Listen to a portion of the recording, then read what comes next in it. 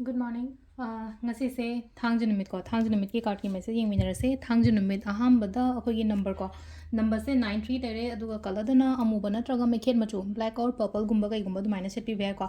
thangju numit cleansing gumba kai gumba to biyo imung manung kai ka phajana sitok sindo poko tokpa du ma am ko rock sol ga hapa ga white tei boko pa du ma tongan ma major na ko adu to bolo ra matung da tang ama oi bani na akhuna to we abase hadi cinnamon gumba kai gumba du mai taro hadi kubak ta tang lo biraga hadi blow doction ba ai gi imung lom da kai ta ko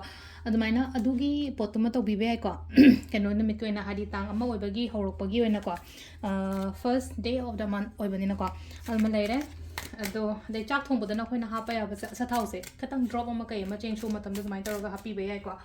adu si myam se to biro ko ado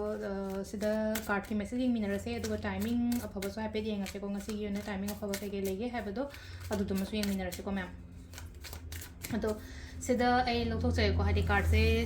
card number 1 card number 2 card number 3 ko card number 1 sida laire card number 2 sida laire aduga card number 3 sida laire ko aham khansira ani shuba khansira traga om suba khansira ko ma khanbira se ko hadi first card khan bangai gi oina se lai se ko negativity day of negativity na hala ko negativity in hara kasum wakhan phata ba khota ba me am khan ba kot pa ma sulaire ko meaning jen ba kalak pa kot pa me am toroga mai oi ko ngasi gi numit se kitang hai tare ko not a good day dunia ko hadi sida lai no ko kaino sa ko haidi sum yaringai haidi ko ishana section biba ama kai mayam darkar roi ko ado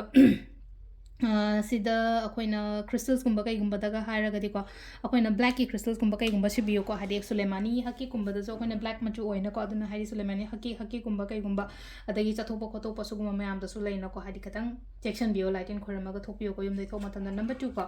number 2 sina silenje ko hadi sida leino ko dum hanagi ngasai gi matha saba pot se dum pura chat lebadu dum hadi mamang da nungai gi dra pot dum aingon da kok thong saraga pura ꯆꯠꯄꯗꯣ ꯑꯃꯈꯛ ꯊꯥꯡꯗꯧ ꯑꯗꯨꯒꯤ ꯄꯣꯠꯇꯣ ꯍꯥꯏꯗꯤ ꯈꯟꯖꯤꯜꯂꯒ ꯍꯥꯏꯇꯥꯔꯦ ꯄꯨꯔꯒ ꯑꯗꯨꯝ ꯆꯠꯀꯅꯨ ꯁꯤꯗꯩꯁꯨ emotionally baggage ꯑꯃ ꯍꯥꯏꯔꯁꯤꯅꯦꯀꯣ emotional baggage ꯍꯥꯏꯅ ꯍꯥꯏꯔꯒꯗꯤ ꯍꯥꯏꯗꯤ ꯄꯣꯠ ꯑꯆꯧꯕ ꯑꯃ ꯑꯩꯒꯤ ꯀꯣꯛ ꯃꯊꯛꯁꯤꯗ ꯏꯁꯥꯅ ꯄꯨꯔꯒ ꯆꯠꯆꯕ ꯈꯣꯠꯆꯕ ꯑꯗꯨꯃꯥꯏꯅ ꯇꯧꯔꯒ ꯂꯩꯌꯦꯕ ꯁꯤ ꯂꯩꯁꯦ ꯑꯗꯨꯗꯨꯅ ꯑꯩꯉꯣꯟꯗ ꯇꯦꯟꯁꯟ ꯁ꯭ꯇ꯭ꯔꯦꯁꯀꯨꯝꯕ ꯌꯥꯝꯅ ꯂꯩꯕ ꯑꯣꯏꯅ ꯑꯣꯏꯀꯣ ꯑꯗꯣ ꯑꯉꯧꯕꯒꯨꯝꯕ ꯁꯦꯠꯂꯣꯀꯣ ꯑꯉꯧꯕ ꯄꯤꯡꯀꯨꯝꯕ ꯁꯦꯠꯂꯣ ꯍꯥꯏꯅ ꯍꯥꯏꯀꯣ ꯁꯨꯝ ꯑꯗꯨꯃꯥꯏꯅ ꯇꯧꯔꯒ ꯍꯥꯏꯗꯤ ꯌꯥꯝꯅ ꯅꯦꯒꯦꯇꯤꯚꯤꯇꯤꯒꯨꯝꯕ ꯂꯩꯔꯒꯗꯤ ꯕ꯭ꯂꯦꯛꯀꯨꯝꯕ ꯀꯩꯒꯨꯝꯕꯁꯤꯅ ꯑꯃꯨꯛ ꯀꯩꯅꯣ ꯇꯧꯋꯤꯅꯀꯣ